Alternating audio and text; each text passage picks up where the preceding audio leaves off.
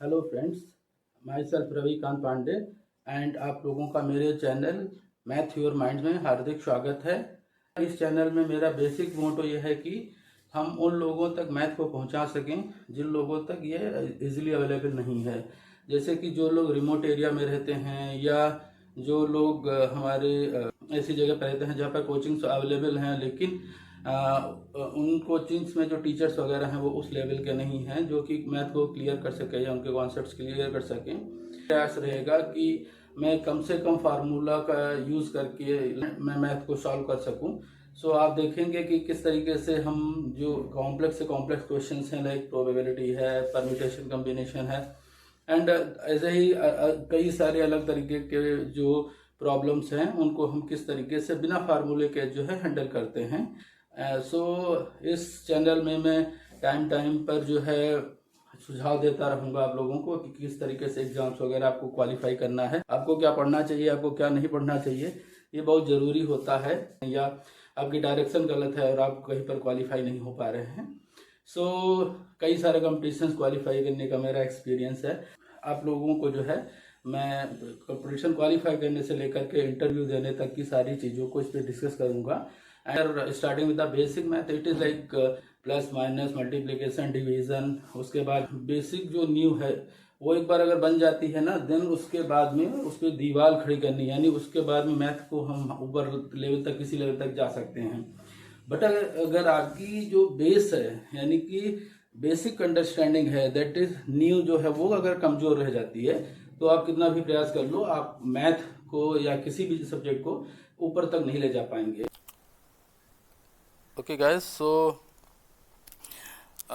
before starting with the elementary mathematics, so let's see some of the questions from the probability and permutation combinations which are thought to be very difficult.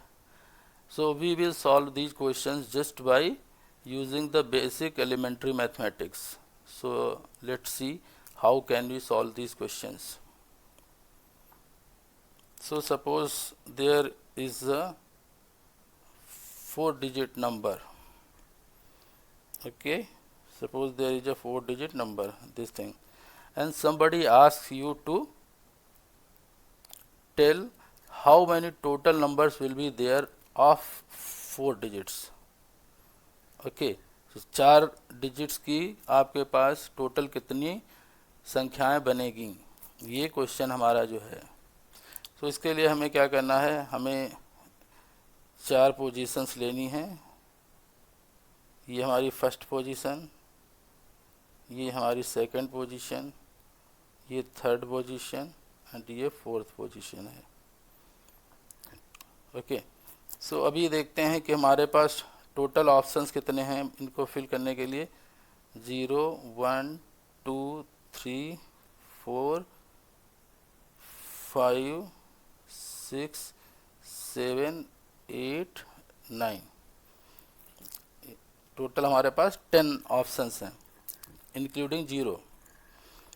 But अगर हम first position पे 0 रख देंगे तो digit हमारा number होगा वो 3 digit का हो जाएगा, वो 4 का नहीं बचेगा। So we can not place 0 at the first position. So first positions के लिए हमारे पास टोटल 9 तरीके हैं, यानी इनमें से कोई भी एक डिजिट रख सकते हैं। उसके बाद सेकंड पोजीशन है। सेकंड पोजीशन के लिए हमारे पास टोटल 10 हैं, 0 रख सकते हैं यहाँ पे। टोटल 10 में से एक ये फर्स्ट पोजीशन जो है वो फर्स्ट पोजीशन पे चला गया, लेकिन यहाँ पे हमारे डिजिट रिपीट हो सकती हैं क्योंकि ये नहीं कहा गया है कि digit should not be repeated.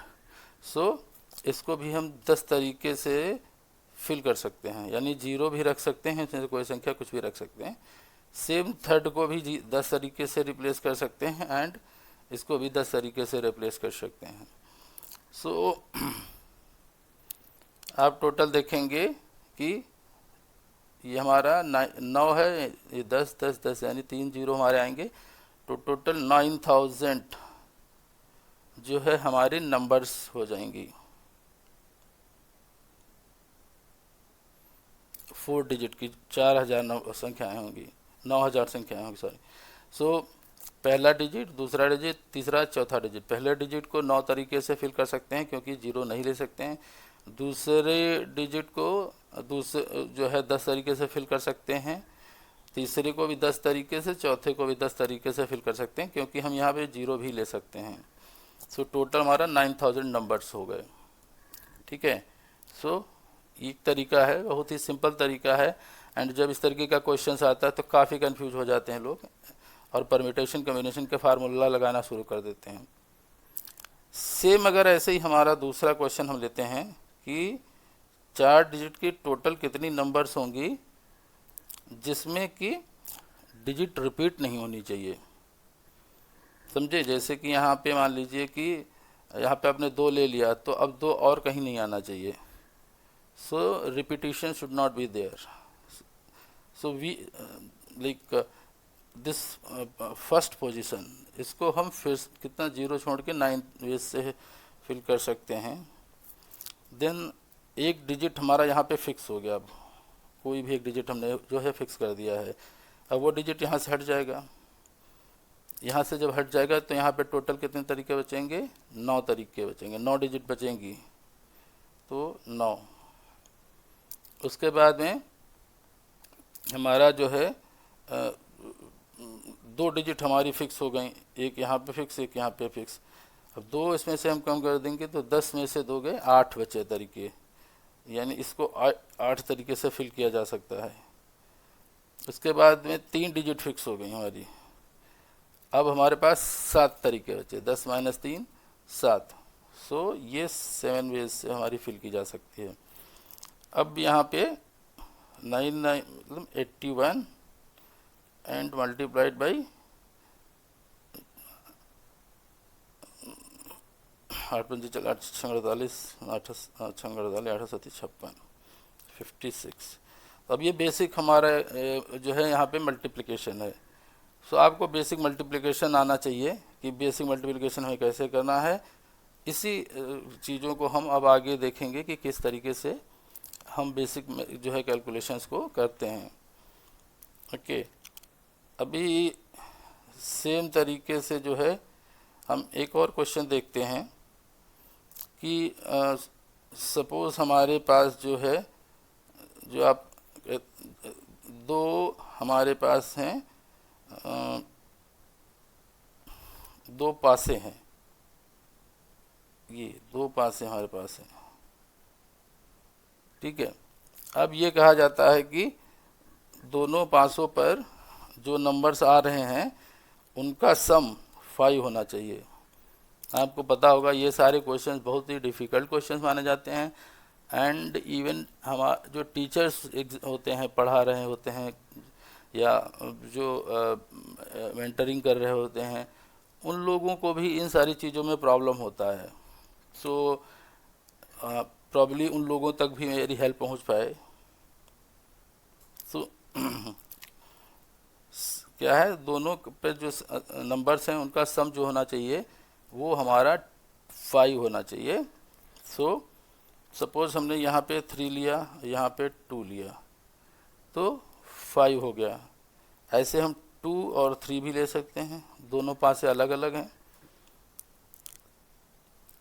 ये हो गया।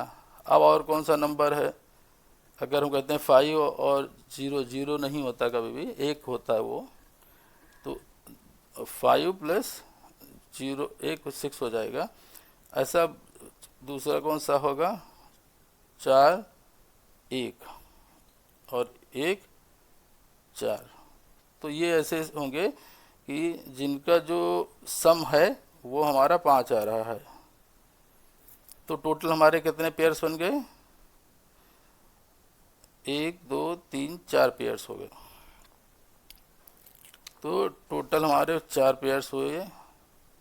ये क्या है, ये हमारे पक्ष में जो इवेंट्स हैं वो हैं, यानी जो हम चाहते हैं वो 4 तरीके से हो सकता है। अब टोटल कितनी हमारी इवेंट्स बनेगी, 6 × 6। इसमें से एक नंबर लोगे उसके अगेंस्ट 6 आएंगे, फिर दूसरी लोगे फिर अगेंस्ट 6 आएंगे। तो इस तरीके से 6 × 6 दैट इज़ 36। तो 1/9 ये हमारी प्रोबेबिलिटी हो जाती है।